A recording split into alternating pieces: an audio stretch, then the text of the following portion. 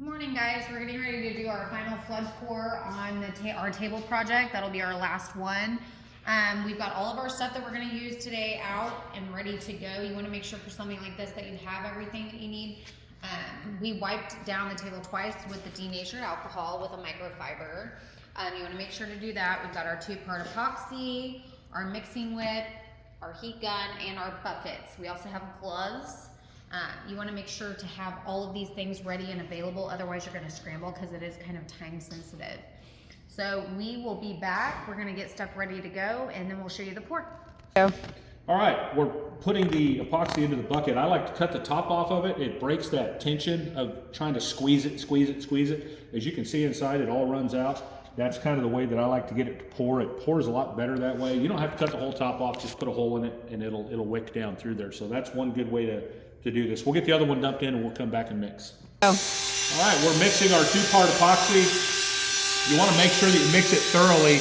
We're going to do this for about 16 minutes. The manufacturer says 8 minutes. Change containers and do another 8 minutes. You want to make sure you get the bottom and the sides and get it mixed thoroughly. An incomplete mix will mess up your project. So you make sure you mix it. And we're still mixing. You want to make sure that you mix it, like I said, good and thoroughly, all the way. Make sure you hit the bottom and bring that stuff up to get the sides really good.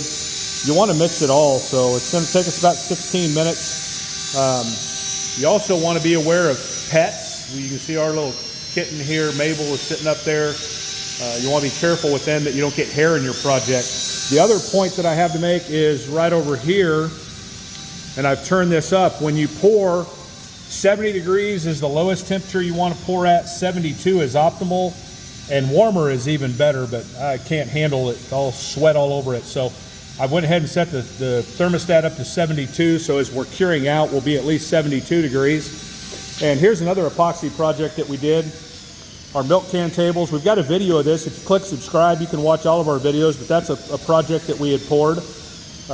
Took an antique milk can, put the top on it, and then siliconed it. We're also going to do a pour here on this hoop, the whiskey barrel hoop, that we have put some pictures of our life in there.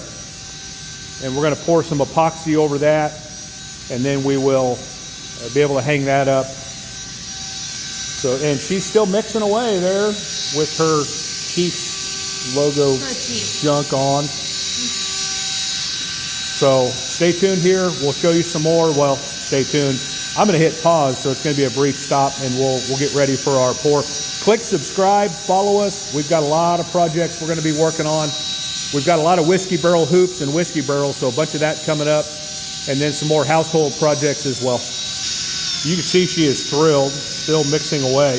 I wanted to show you a couple things on this table, though. You'll see there's an imperfection right here.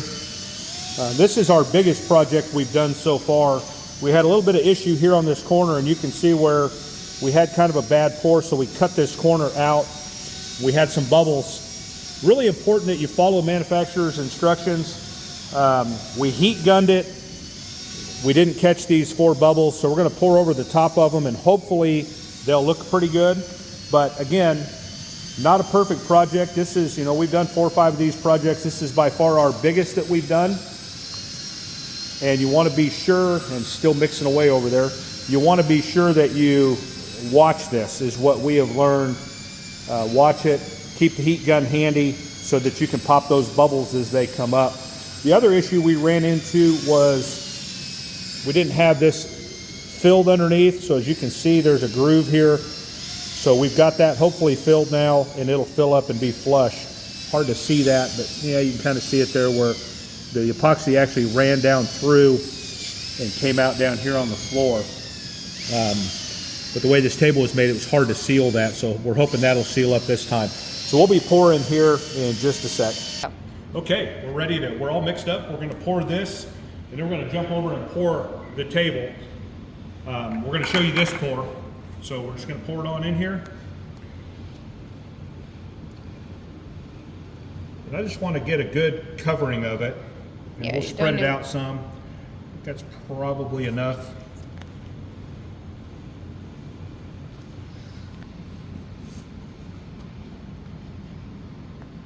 and it'll spread it all out. And that should be good over there. Okay, we've got this poured, and she's just kind of moving it around to get it spread out. And I know it's tough to see that, but we've got it all coated now.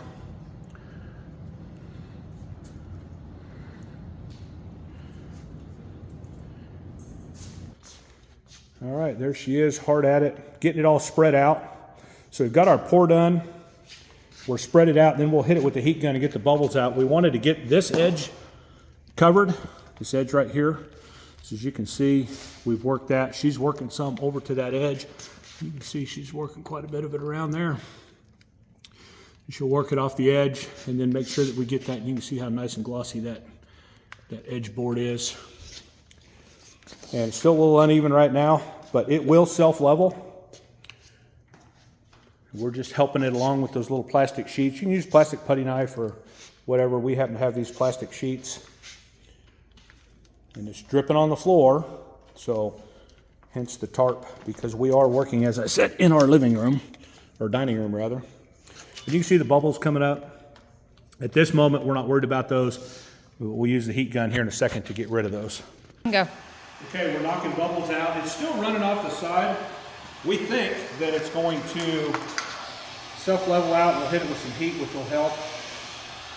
The little drips that are on the sides, we're not overly worried about because those will scrape right off later.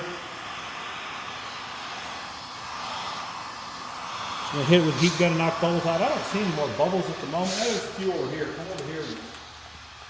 Watch where you're stepping too if you're doing it like this. I had to take my shoes off because I got some on my shoes. No, I don't see any bubbles over here. It's just a reflection. You want to keep your heat gun moving. Don't let it get too hot in one spot. You can see that it's still running off the sides. And until it just starts to settle, then it's just going to continue to do that.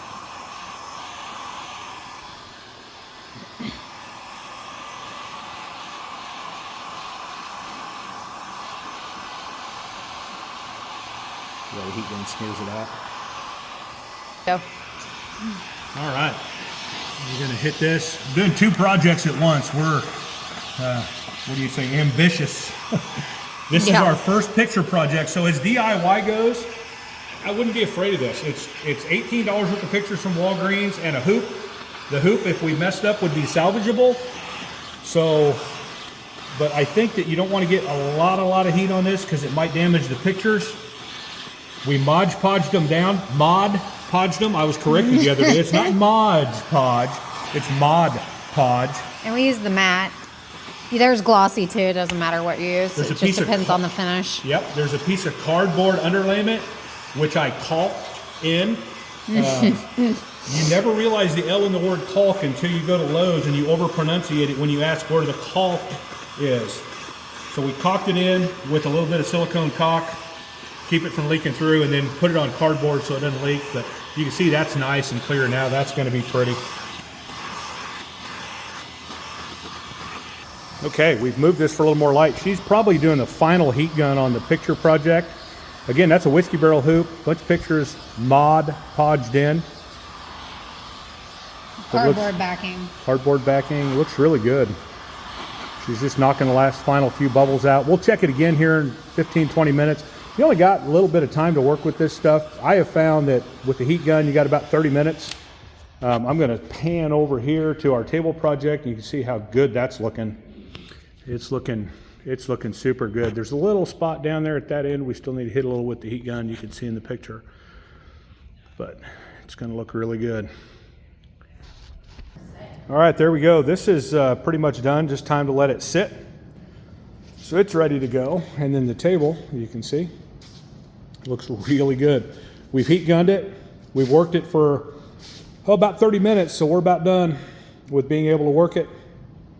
We've got a mess underneath it. We'll let it sit and dry for a day or two.